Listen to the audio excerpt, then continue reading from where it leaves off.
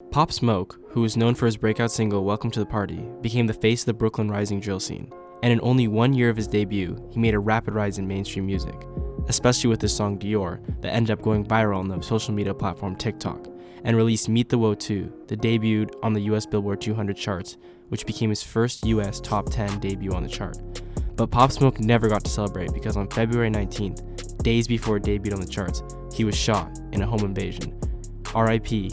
Before we start the video, I'd like to say that the intention of this video isn't to put any disrespect on his name, but as an informative video of his interactions with the legal system. So here is an exclusive look of the criminal history of Pop Smoke.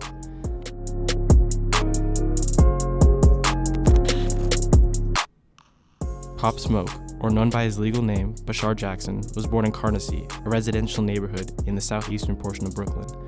He was a troubled child and somehow would always find himself in trouble, but early on showed an interest in sports, especially basketball, and even won a scholarship to play at a prep school in Philly. Pop Smoke's aspirations of focusing on sports started to fade when he ended up getting in a fight at the school and was sent back to Brooklyn. Once back home, he started dealing drugs and even bought himself a BMW 5 Series. This led to his first arrest, which was a weapon charge. I wasn't able to find the details of this arrest, but he did end up spending 2 years on house arrest due to the charges. Even after the charges, he was still hustling on the street and only started rapping because he went with his friend Jay Guapo to the studio. When Pop Smoke hopped onto the booth for the first time and recorded his first tracks, which were mostly remixes, he realized the potential he had of becoming something in the music industry. So he started to cut ties from the streets and put his focus primarily on creating his own original music and released his breakout single, Welcome to the Party, which is the lead single of his debut mixtape, Meet the Woe. But hours before he was scheduled to perform at a concert in New York, he was arrested in Kennedy International Airport. He was accused by authorities for stealing a black 2019 Rolls Royce that he had borrowed for a music video in California.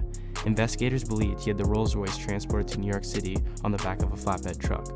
Pop Smoke would later even post a photo on Instagram showing him in front of the stolen car.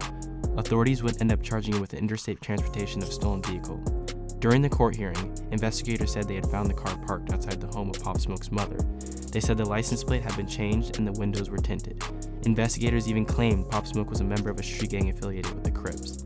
Pop Smoke would later be released on a $250,000 bond and was prohibited from leaving the country without permission from the government. Pop Smoke went on to release his second mixtape, Meet the Woe 2, but sadly, only about a week later, he was shot in a Hollywood Hills house where he was staying.